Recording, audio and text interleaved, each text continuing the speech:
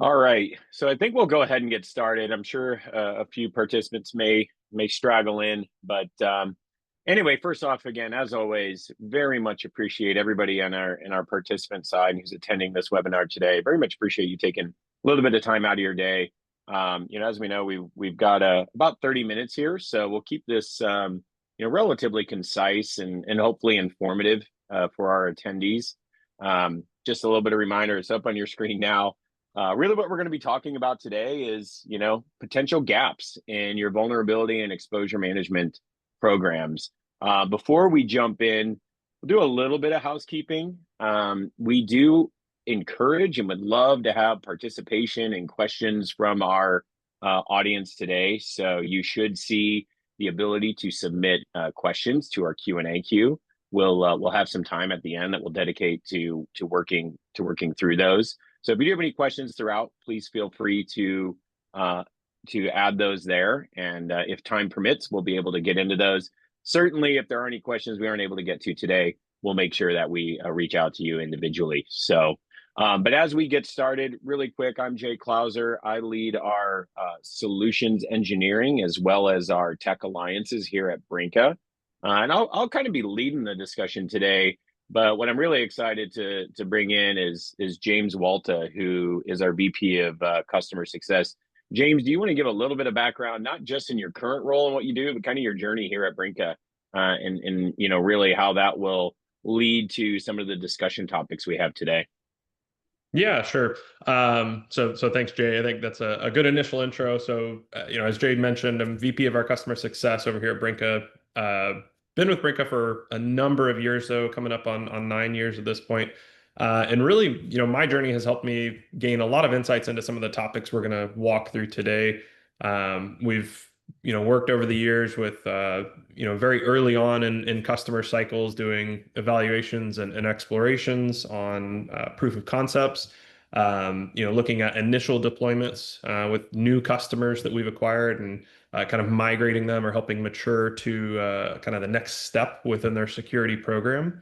And then also working with long-term existing customers, helping expand and continue to grow their environments over time, whether that's with some of our service teams engagements, or just looking at expanded use cases. And Jay, to your point, I think throughout my time here at Brinqa, that whole process has grown quite a bit from a market side. Looking at some of the challenges that we faced years ago is much more within the world of infrastructure, but these problems have persisted and continue to show up and encompass more teams over that time as well. So now we're also inclusive of application security, getting into more cloud and container security teams, and so it's much more of a same types of challenges and problems, but with a much broader scope of the security team as a whole as we see it today. Yeah, that's a good point. That's something obviously we'll touch on is, vulnerability and exposure management. The goalposts keep moving, right? There's new lenses on exposure and vulnerabilities. And so kind of continuously keeping up with that, you can't stand still. And I think those are some of the things we'll talk about today. When you kind of look at those programs and kind of the lead into this exact slide here, and I trust me, we got two here, and then it's going to be discussion based. But really, kind of to your point, as the industry has evolved, the need to ingest more and more data has, in some cases, what we've seen. I know I'm on kind of the front end of these discussions and interactions with our customers and those looking at evolving their vulnerability and exposure management programs. Sometimes that more data really, leads to less clarity, right? It leads to more conflicting data. It leads to more divergent point of views of risk in an environment. And so that really leads to a few things. One, it really leads to the kind of this never-ending list of things to get to, and really, instead of allowing you to focus on the things that are most important, it kind of compounds into this long list that grows. And so kind of what we see and why the organizations I'm talking to in my role, they're really looking for, how do we get clarity on this? How do we get focus on this, on what to what to focus on, and move away from those tactical fixes, right? Those tactical fixes are sometimes a band-aid, and they don't scale, and they don't allow them to truly look at their exposures and their vulnerabilities, and apply the proper context to allow them to focus on the right things. And so in today's, there's a lot of topics we could certainly talk about. This is not an exhaustive list of the potential gaps and the challenges, to these programs and to the activities around vulnerability and exposure management. But I think a few we'll talk about today are just, how do you effectively and at scale apply business context to your decision process and prioritization process about what to work on and when, and what are those true risks. Definitely, as you get into larger, more complex organizations, ownership and driving true remediation activities tend to be a gap in an area that requires some development. And then you kind of mentioned it, right? Strategic vision. This is not a standstill technology. You can't just say one day we're done, right? We're our program is complete. It is a moving and an ever evolving space. And so we'll talk a little bit about how you've seen some of your customers really evolve over time, and manage that change. Mhm. So I'm going to get rid of the slides now, right? Let's focus on the fun stuff and really kind of walk through, some of these things. So the first one we mentioned there was business context, right? I mean, I think, and it's not just business, it's really context in general around the assets and the exposures, but I think one of the things when we talk about the gaps, and really the reason why when I talk to, organizations interested in learning about what Brinqa does, one of the big challenges they have is they really feel that applying business context to the data they have is foundational for what they want to achieve with their vulnerability and exposure management programs.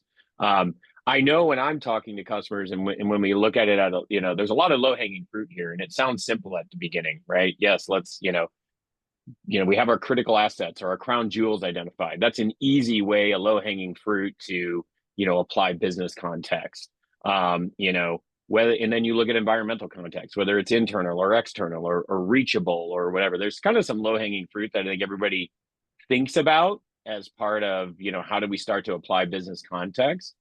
But I think what would be interesting, maybe if you could comment on, is as you've seen and worked across our customers who generally have many sources of data to help drive this context and this program. How are they really evolving and looking at business context and filling the gap from the low hanging fruit to kind of the more intricate and valuable business context that drives really that focused remediation activity? Mhm. Yeah, and I think there's a couple, key points we can kind of pull out, from that topic as a whole. I think first and foremost, everyone would admit there's no such thing as a perfect CMDB, right? I think that's the easy one to just knock out and get out of the way. But behind that thought is, at the same time, there's probably a lot more information than a lot of people realize. And what happens is there's an idea that there should be a single source of truth. And I think, sure, that's a great goal to have, but reality is there's a lot of useful information and it's spread out in multiple sources. So, from a deployment perspective, when we look at, Brinqa and kind of where we can leverage a lot of the tools that we offer and where we see successful deployments, is being able to aggregate a lot of those different pieces of information, and then pick and choose, right? Like there's going to be different preferential order depending on the type of context we're looking for. Something that's more environmental might come from a more IT driven source of truth, Mm-hmm. but something that's more, business or use case oriented in terms of prioritization, is probably going to come more from those individual teams. They're going to have their own terminology and how they describe things. So there's a combination of aggregation, normalization, right? Kind of getting things to speak the same language, even if it comes from different tools. But I'd say first and foremost is the goal is never perfection. It's just get access. There's a lot more out there than what people realize, even to the extent of including things like tribal knowledge, right? I think a lot of times we look at business context as a documented idea, whether it's a true CMDB or maybe a collection of spreadsheets. There's a lot when we get into accumulating tribal knowledge that's out there as well. And so I think being able to look at things like naming conventions or IP subnets or network structures, people know a lot more than what might be documented. And being able to add that context into Brinka helps shape, some of the data within their security program, and then apply that out as we get into use cases like prioritization. Really is kind of foundational to using that context to drive forward an effective remediation strategy. Yeah, no, that's great. It's kind of funny. It's timely. I was literally just on a call yesterday, and this is, not an exaggeration.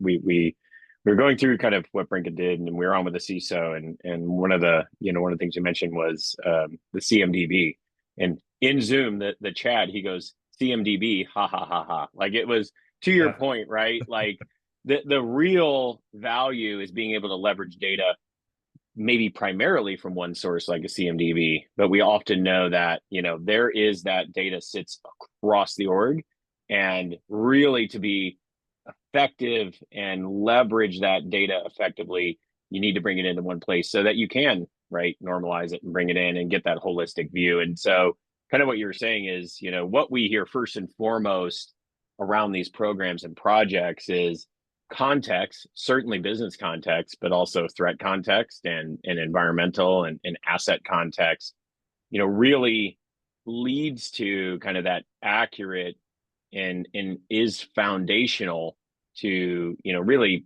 allowing our customers or these programs to focus on, the most relevant and most impactful risks in their environment. Because always what I hear, reason somebody when I talk to organizations about their current program and process, I often hear that, hey, we've really lost credibility with our remediation teams, because we just send them either from a spreadsheet or from something else, here's your 10,000 things to go work on, have fun, right? And they don't feel appreciated. They don't feel like their precious time and resources are being used wisely.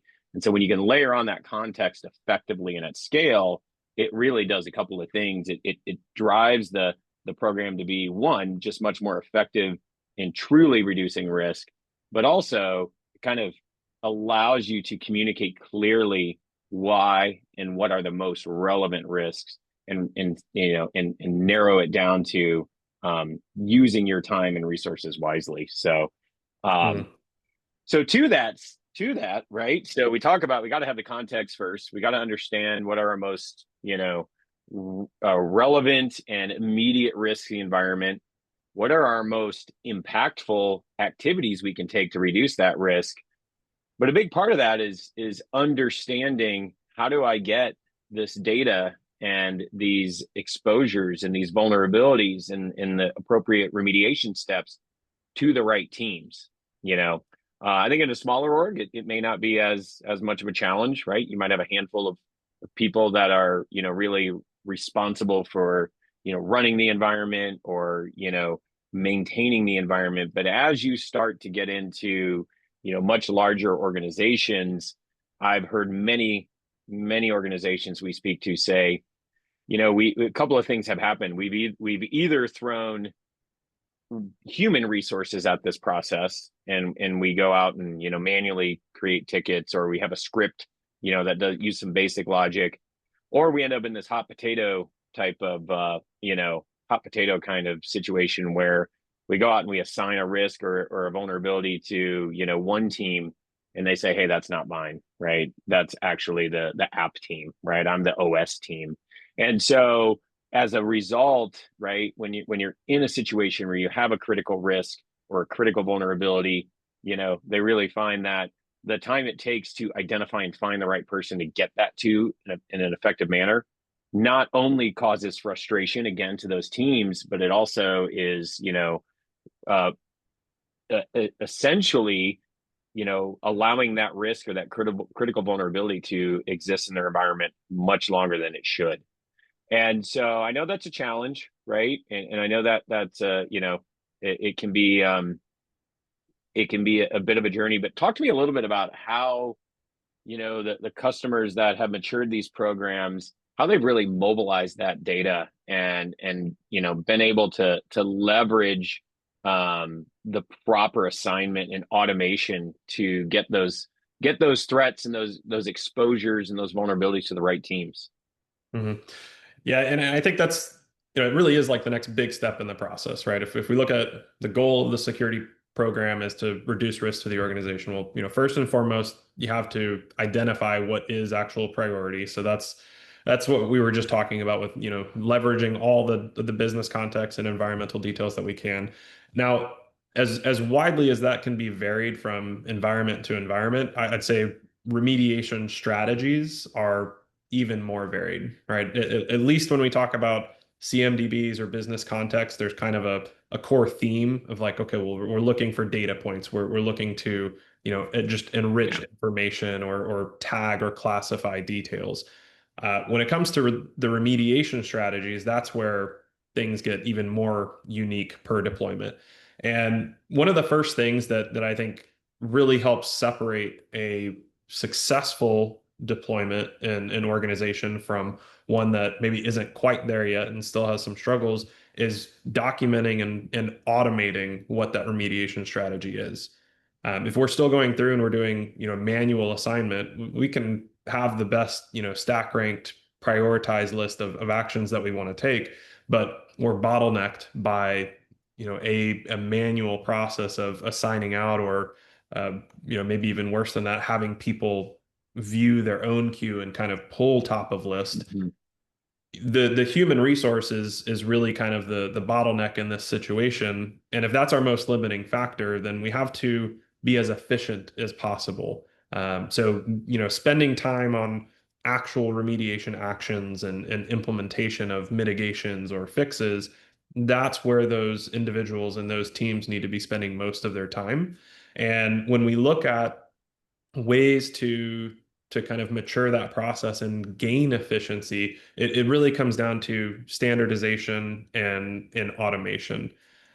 So within like remediation teams, right, this is where everyone's going to differ. We have some deployments where it's maybe a little bit more straightforward, right? Known IT assets or known applications have a single responsible party for remediation. So in that case, it's really, more or less a numbers game. It's push it through the pipeline, get it to that person as quickly as possible so they can turn around and remediate what we're identifying as most critical. But in many other worlds, it's a little bit more deterministic than that. We have to look at maybe some of the business context, right? So in Mhm. IT assets, a lot of times will split between owners from more of like the core operating system level, maybe more traditional an IT remediation team. But then there's a completely separate team who is responsible for remediating the software, the applications that are on those assets. And so we need those context clues. We need that remediation policy to help dictate when a certain scenario is seen, then it goes to, this branch or this particular team. And it's, I think that the final takeaway is it's just not scalable to account for that many factors if we're going through it in a manual process. So when we look at those optimizations or those efficiency gains where we do see some of those customers that we're deploying that are really having quite large net increases in terms of output, it's because they're standardizing that process, right? They're creating Yeah. automations, whether it's in Brinqa to help identify rule sets and conditions, and then automate based on the criticality and severity that we've already prioritized, or there's just more of a playbook or a workflow scenario that helps mitigate and process that information forward. Yeah. I mean, as far as the gaps go, right? We've talked about two. Where do you see that this is one of the biggest gaps, or at least one of the biggest factors in the expediency at which companies can reduce and remediate their vulnerabilities? Well, it's definitely where most time is lost, right? So if Yeah. we're looking at like where's the lag time in identification to remediation, it's just getting proper assignment and notification to the right individuals. But to your other comment around the biggest gap, I do think that this is an area where we see, at least initially, when maybe when early on when I'm working with some of our customers, there is a lot of ownership gap, right? There's a percentage of assets where we know ownership, but even 20, 30% unknown assets, well, they still have just as many critical vulnerabilities that we're identifying. And if we don't know who to send those to or how to route that to the appropriate party that can actually do something about it, that really prolongs that gap. And so when we talk about SLAs and MTTRs and maybe more from like a how does leadership monitor security programs from maybe a dashboarding perspective, that's where we have a huge impact is when there's a delay in that process, or there's just a manual component to that that has to take place. Yeah. Okay. No, that's helpful, and thank you for the insights. I mean, I think ultimately what it comes down to is clear ownership, right? And then data driven automation is really the gap that a lot of companies struggle with, Mm. in this. And so, as we continue to move on, and I'm looking at the time, and man, we gotta, keep moving here. But, you know, one of the things that I think also is, I don't know if it's even a gap. I think sometimes it's an assumption, is that companies kind of think, well, I'm excited to be done with my to fully implement my vulnerability management program, right? And so I think sometimes, I'd love to get your take on this. How are companies and organizations that you're working with, how are they measuring success in their program, and what does that strategic vision look like? Because as we mentioned before, a lot of the times, because there's an ever changing landscape of threat and context, and areas of risk and exposure that continue to get brought to market, how are customers and companies measuring and making sure that they recognize success while also recognizing and continuing to evolve the program? Mm. Yeah, and I think there's two different audiences from that kind of question, right? There's more of the end user where it's how are we measuring or monitoring that the day-to-day process is easier, that we're getting through higher numbers of remediation actions. But then there's the leadership perspective as well.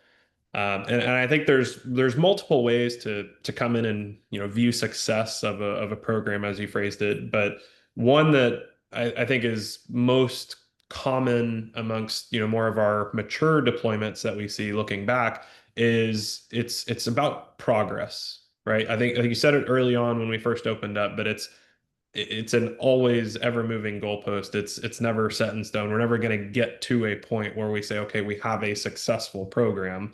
But there are, varying degrees of monitoring progress. And I think from a leadership perspective, having insights and dashboards that we can directly create that give nice, quick visuals that help show trending information, right? That show progress, and maybe comparative data points to your past self. How is our team performing 6 months Yeah. ago, 3 months ago, last month? Are we continuing to trend in the right direction? Are we responding to more volume of vulnerabilities? Are we more accurate in the vulnerabilities that we're prioritizing? Another big one is the trust and the criticality in the SLAs, right? So are we now adhering to what we've defined as our policies, and we have a lower percentage of vulnerabilities slipping past those SLAs? Those are more, metrics and data points, but I think to where customers or where different environments appreciate that progress is understanding that that is the goal, right? It's Yeah. stepping forward, it's continuing to prove and evolve the program. And when we look at it from more of like a strategic vision perspective, I think the common trend that we see is that those entities that have that more mature environment are also constantly evolving their goals. It's never a static goal that they showed up day one with, and 2 years later we're still hammering in on that same specific use case. It's starting points, it's milestones, it's phases, and always looking at, pushing that goal marker further out intentionally, but adapting and kind of redefining it as you go, because there's new challenges within programs that weren't here just a couple years Yeah. ago. And that evolution, I think, is what really draws towards more of the mature deployments and environments that we see.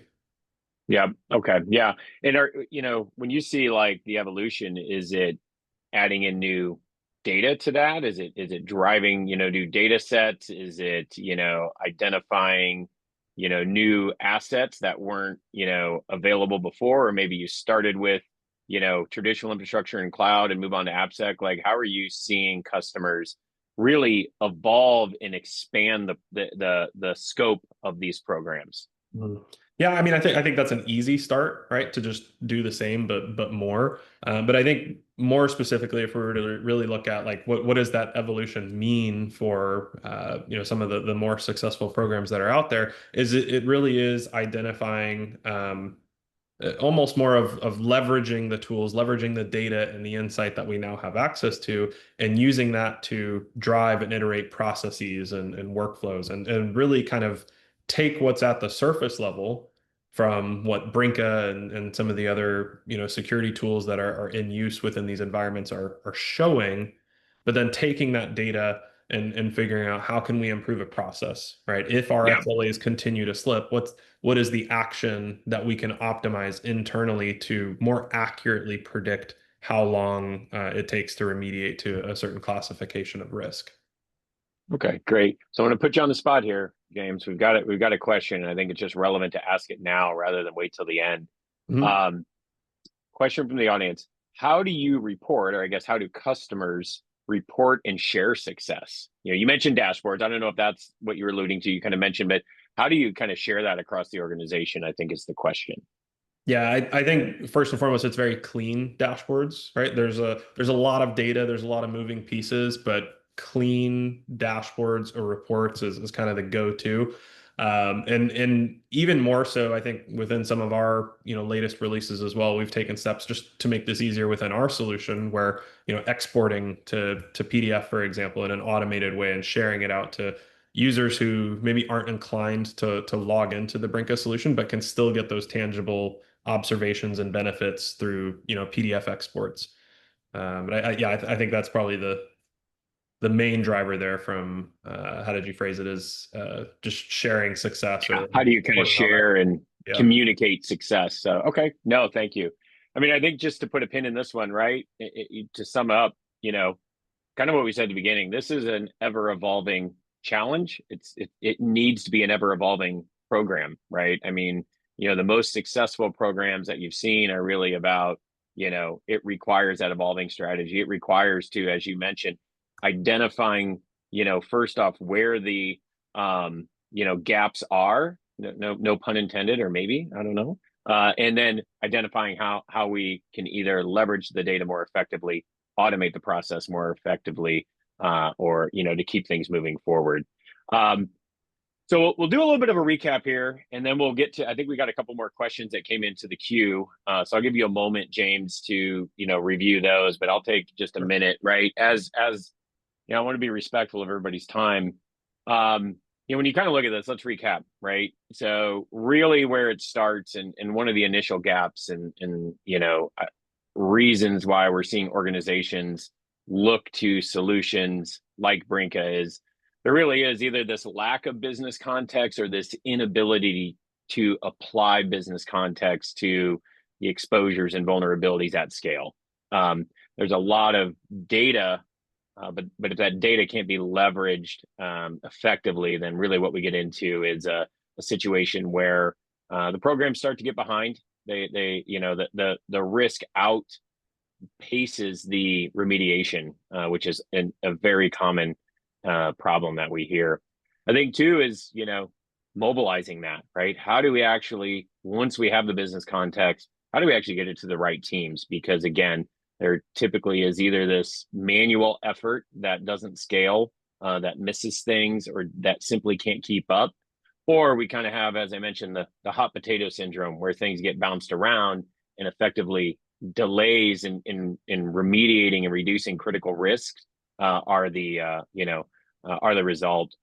And then really, I think in some cases, and again, it's either a gap or maybe just a mindset is sometimes there's a hey, I can't wait to be done, right? Or when is my program going to be complete? And I think as you mentioned, really the customers that we've seen that are most successful really are always thinking about what's next, right? And that doesn't mean you don't celebrate success and have a lot of success along the way, but it's really important to know that once we get through and hit a milestone, really the because the threat actors and the exposures are always evolving, we always need to be evolving our program as well. Um, and so, and as you mentioned, right, that's really where Brinqa shines is really helping our customers, do that and helping our customers, take these gaps and really fill them with, automation and with, process improvement. So maybe we'll move over to questions because I know we're just a couple of minutes over at least the initial time. And Hmm. I will, I'll put you on the spot again. So we have another question from the audience, and excited. Must be one of our current customers, possibly. So for you, James, how can Brinca IQ, which for those who may not be familiar, is our AI assistant that we just released in the last month. How can Brinca IQ help with the strategy of risk reduction and maturing vulnerability management programs to make remediation more efficient? Hmm. Yeah, it's a really good question. So, as you said, Jay, Brinqa IQ is kind of our first main, adoption of AI into the Brinqa platform, but it's exactly that. It's the first. It's a start. When I think of this question, or how I might kind of repack that, is what else can Brinqa do to leverage some of these new tools or new capabilities that we're either adding directly in the platform, or other things that are starting to come out and be more exposed within the market.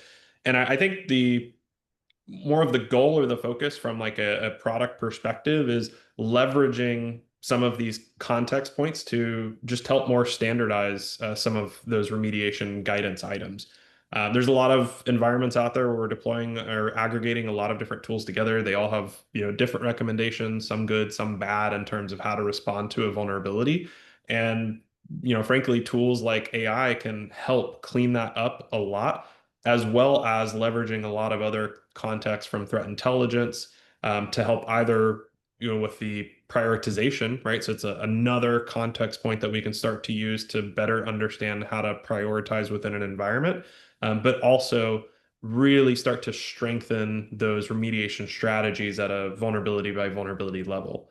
Taking into account mitigations and how much level of effort does a mitigation take versus a proper remediation for a vulnerability, and what's going to knock off an applicable amount of risk that puts the company back into a safer realm. So I would look at Brinqa IQ as more of the start, just getting access to information and being able to interface with the solution in a slightly more broad capability. But throughout our next year or so, really incorporating more direct details to continue to Yeah. other points that give us more strengths and advantages down that road. No, that's great. Thank you. Um, I don't see any more questions in the queue, so I think we'll go ahead and make sure we get everybody out of here for the most part on time. A couple of things take away, right? We always like to say, hey, if what we talked about was interesting to you, love to hear from you. Maybe one thing you could do is kind of generate an internal conversation. If this is an area that you are personally responsible for, or maybe you're one of those remediation teams who has to go out and use those precious resources to remediate vulnerabilities, or you're trying to drive reduction in your environment or in your organization.